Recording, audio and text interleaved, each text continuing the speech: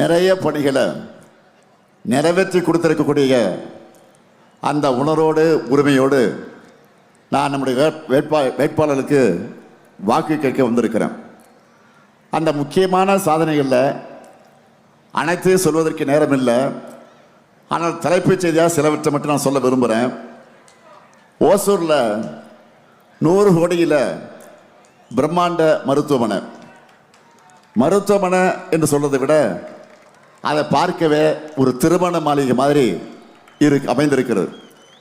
அது மட்டும் இல்லை, தேன்கனி கோட்டை மருத்துவமனை மேம்பாடு, ஆழியாலம் அணைக்கட்டு, தென்பெண்ணை ஆற்று நீர் மூலமாக கிருஷ்ணகிரி தருமபுரி மாவட்டங்களுடைய பல பகுதிகள் பயன்பெறக்கூடிய திட்டம், எண்ணெய்கோல் அணைக்கட்டு நீரை வறண்ட பகுதிக்கு கொண்டு போக திட்டம், கிருஷ்ணகிரி மக்களோட நீண்ட நாள் கோரிக்கையான பாரூர் ஏரி, கிழக்கு பிரதான கால்வாய் அமைச்சு போச்சம்பள்ளி மற்றும் ஊத்தங்கர வட்டங்கள் இருக்க 33 ஏரிகளுக்கு தண்ணீர் நிரப்பக்கூடிய திட்டம், ஓசூர் மாநகராட்சியில் பாதாள சாக்கடை திட்டம், அஞ்சட்டியை தலைமையிடமாக கொண்டு புதிய ஊராட்சி ஒன்றியம், ஓசூர் விஸ்வநாதபுரத்தில் தோழி விடுதி, ஓசூரில் புறநகர் புதிய பேருந்து நிலைய பணிகள், புதிய ரயில்வே மேம்பாலம் அறிவிப்பு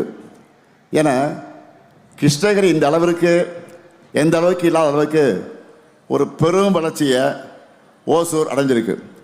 ஒரு காலத்தில் சிறிய தொழிலகரமாக அறிவிக்கப்பட்ட ஓசூர் இன்னைக்கு உலக புகழ்பெற்ற நிறுவனங்கள் தங்களுடைய முதலீடுகளுக்காக தேர்ந்தெடுத்து தொழிற்சாலைகளை நிறுவி இயக்கி வர்ற நவீன தொழில் மையமாக உருவெடுத்திருக்கு. சூளகிரி, பர்கூர், குருபரப்பள்ளியில் தொழில் பூங்காக்களை சிப்காட் நிறுவனம் நிறுவியிருக்கு. இன்னும் குறிப்பாக சொல்லணும்னா ஓசூர் சிப்காட்டில் ஐநாக்ஸ் திரவ ஆக்சிஜன் உற்பத்தியாளர், டாடா எலக்ட்ரானிக்ஸ் நிறுவ உற்பத்தி தொழிற்சாலை விரிவாக்கம், ஓசூரில் எல்காட் அசன்ட் நிறுவன உற்பத்தி திட்டம், 7000 நபர்களுக்கு வேலை வாய்ப்பு அளிக்கக்கூடிய வகையில் சூளகிரி சிப்காட்டில் வான்வெளி மற்றும் பாதுகாப்பு உற்பத்தி, விமான இயந்திரங்கள், கேர்பாஸ் பாகங்கள் இதெல்லாம் உற்பத்தி செய்வதற்கு ஒப்பந்தம் மேற்கொள்ளப்பட்டிருக்கு. இதுக்காக தான் ஓசூரில் பன்னாட்டு விமானம் அமைக்கணும்னு நாம் கோரிக்கை வைக்கிறோம். ஆனால் ஒன்றிய பாஜக அரசு இதுக்கு மறுப்பு தெரிவிக்கிறாங்க. ஓசூர் வளர்ச்சிக்கு இதை விட துரோகம் இருக்க முடியுமா? தமிழ்நாட்டில் இருக்கிற தொழிற்சாலைகளோட எண்ணிக்கை சமீபத்தில் 40,000 தாண்டி இருக்கு. இந்தியாவோட வளர்ச்சியிலேயே தமிழ்நாடு முக்கிய பங்கு வகிக்குது. இப்படிப்பட்ட தமிழ்நாட்டு வளர்ச்சியை பொறாமை எண்ணத்தோட பாஜக தடுக்க பார்க்குது. இதை கூட தட்டி கேட்க முடியாமல் பழனிசாமி இருக்கிறார். வாக்கு கேட்டு அவங்க வந்தால் நீங்கள் முகத்துக்கு நேராக அவங்க முகத்துக்கு நேராக இந்த கேள்வியை கேளுங்க. முதலமைச்சர் சொல்கிறது உண்மையா இல்லையான்னு கேளுங்க. தமிழ்நாட்டு உரிமைகளுக்காக பாஜக கிட்ட குரல் கொடுக்க வக்கீலாத பழனிசாமி என்னை பார்த்து கேட்டு இருக்கிறார். நான் காரில் போகும்போது கிரிக்கெட் பார்த்தது தப்பான். பழனிசாமி அவர்களை காரில் போகும்போது கர்ச்சி வச்சுக்கிட்ட முகத்தை மூடிக்கிட்டு போனீங்களே அதுதான் கேவலம். இன்னொன்று சொல்லியிருக்கிறார், ஒரு முதலமைச்சர் கிரிக்கெட் பார்க்கலாமா அப்படின்னு கேட்டிருக்கிறார். முதலமைச்சர் கிரிக்கெட் பார்க்குறது தப்பு இல்லை.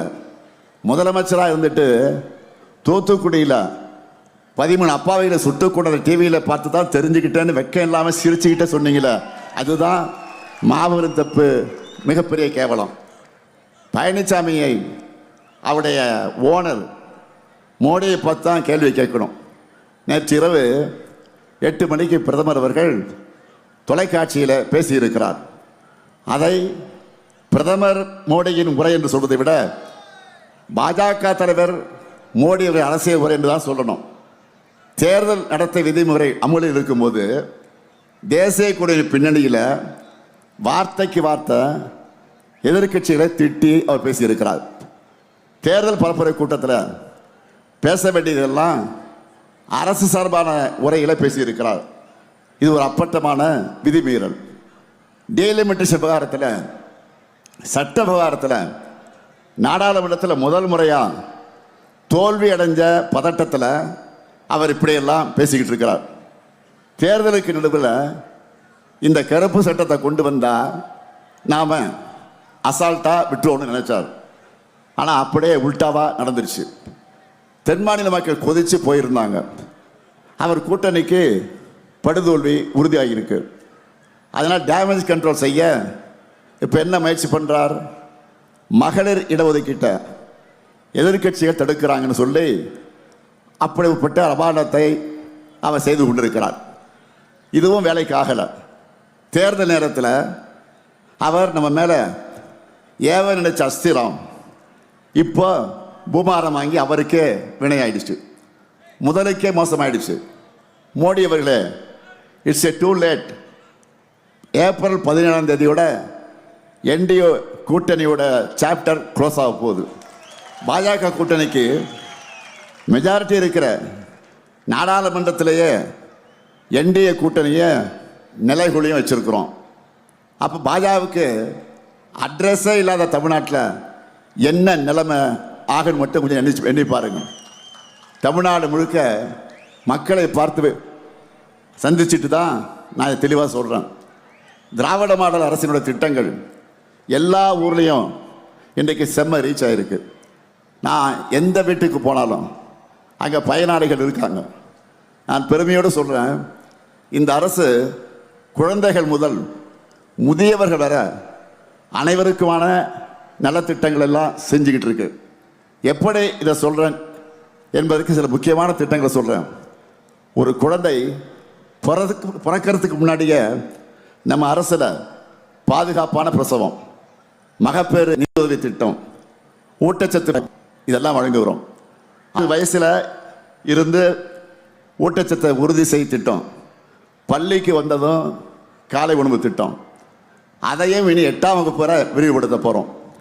பெற்றோர் இழந்த குழந்தைகளுக்கு எங்களுடைய ஆதரவு கரம் இருக்குன்னு சொல்லி உதவித்தொகை, படிக்க வைக்க அன்பு கரங்கள் திட்டம், அதே போல் தரமான பள்ளி கல்விக்காக எல்லா அரசு பள்ளிகள்லேயும் ஸ்மார்ட் வகுப்பறைகள், எல்லா மாவட்டங்களையும் உண்டு உறவிட வசதிகள் கொண்ட அரசு மாதிரி பள்ளிகள், தகைசால் பள்ளிகள், பள்ளியுடைய உட்கட்டமைப்பை வலுப்படுத்த பேராசிரியர் அன்பழகனார் பள்ளி மேம்பாட்டு திட்டம், அரசு பள்ளி குழந்தைகளை வெளிநாட்டுக்கு சுற்றுலா அழைச்சிட்டு போகிறோம்.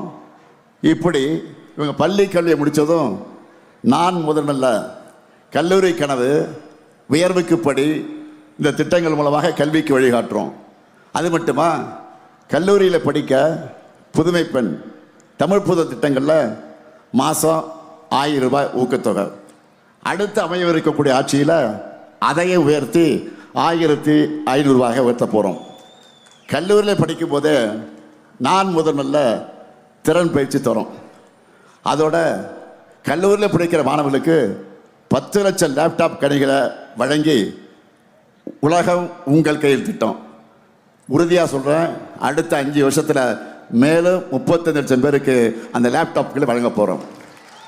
உயர் படிப்புகளை படிக்க வெளிநாடுகளுக்கு போகணும்னு ஆசைப்பட்டால் எல்லா செலவையும் அம்பேத்கர் அயலக கல்வி திட்டம், பெருந்தலைவர் காமராஜர் கல்லூரி மேம்பாட்டு திட்டம், தொழில் தொடங்கணுமா ஸ்டார்ட் அப் தமிழ்நாடு இருக்குது. சொந்தமாக நிறுவனங்களை வச்சுருக்கீங்களா? போட்டித் தேர்வுகளுக்கு தயாராகணுமா? முதல்வர் படைப்பகங்கள் இருக்குது. ஆதிதிராவிட மக்களுக்கு அம்பேத்கர் தொழில் முன்னோடி உள்ளிட்ட எண்ணற்ற திட்டங்கள். விளையாட்டுத் துறையில் ஆர்வமா? 141 தொகுதிகளில் மினி ஸ்டேடியம். விரைவில் எல்லா தொகுதியும் வரப்போகுது. எல்லா மண்டலத்திலையும் ஒலிம்பிக் அகாடமி அமைச்சிக்கிட்டு இருக்கிறோம். சென்னையில் பிரம்மாண்ட விளையாட்டு நகரம் வரப்போகுது. தேசிய அளவிலான போட்டிகளில் பதக்கம் வென்றால் அரசு வேலை தரப்போகிறோம். இவ்வளவும் இளைஞர்களுக்காக செய்யப்படுது. அதே போல் உடல் நலனுக்காக மக்களை தேடி மருத்துவம் திட்டம், வீடு தேடி வந்து சிகிச்சை அளிக்கிறாங்க. பெண்களுக்கு கட்டணமெல்லாம் விடியல் பெருந்து திட்டம், தோழி விடுதிகள், அரசு பணிகளில் பெண்களுக்கு 40 விழுக்காடு இடஒதுக்கீடு, மாதம் 1000 ரூபாய் கலைஞர் மகளிர் உரிமை தொகை. அதுவும் நம்ம ஆட்சிக்கு வந்தோன்னே எவ்வளோ உயரப்போகுது? ரெண்டாயிரமாக உயரப்போகுது. இப்படி பல பெண்களுக்காக பல திட்டங்கள். வீடற்ற ஏழையா கலைஞர் கனவு இல்லம் திட்டத்தில் வீடுகள் கட்டித்தரப்படுது. அடுத்த 5 வருஷத்தில் 10 லட்சம் வீடுகளை கட்டித்தர போகிறோம். 23 லட்சம் பேருக்கு கடந்த 5 வருஷத்தில் வீட்டுமனை பட்டா வழங்கியிருக்கிறோம். அரசு சேவைகள் மக்களை தேடி செல்ல மக்களுடன் முதல்வர், உங்களுடன் ஸ்டாலின் 4000 கோயில்களுக்கு குடமுழுக்குகள். மாற்றுத்திறனாளிகளா இந்தியாவிலேயே முதல் முறையாக உள்ளாட்சி அமைப்புகளில் இடஒதுக்கீடு. விடுதிகள், சேவை மையங்கள், வயசானவங்களா தாய்மானவ திட்டத்தில் வீடு தேடி ரேஷன் பொருட்கள் வருது. முதியவர்களை பார்த்துக்க அன்பு சோலை இல்லங்களே திறந்திருக்கிறோம். ஓய்வூதிய தொகையை 2000 ரூபாய் உயர்த்தி வழங்க போகிறோம். இப்படி நான் செயல்படுத்தி வர திட்டங்களை எல்லாம் பெருமையாக சொல்லி உங்கள் கிட்ட நான் வாக்கு கேட்க வந்திருக்கிறேன்.